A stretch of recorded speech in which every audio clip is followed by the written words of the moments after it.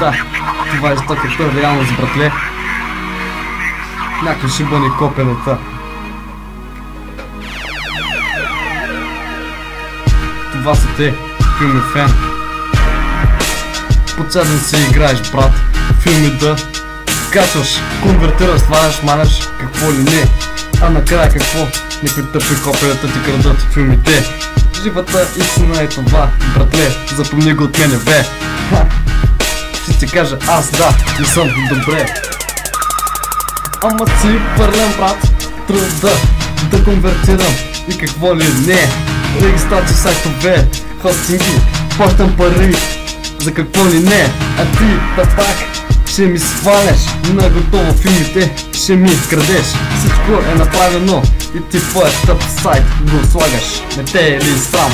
Как може така да се излагаш? Пълен тъпак си ти, разваляш се, разбери.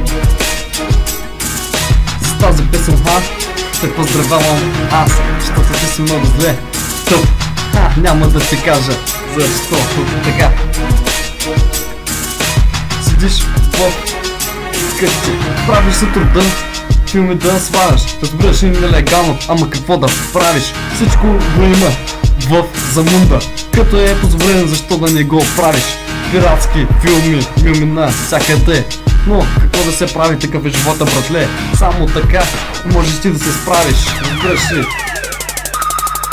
Филми фен, сега напусни, защото ме дразниш, разбери.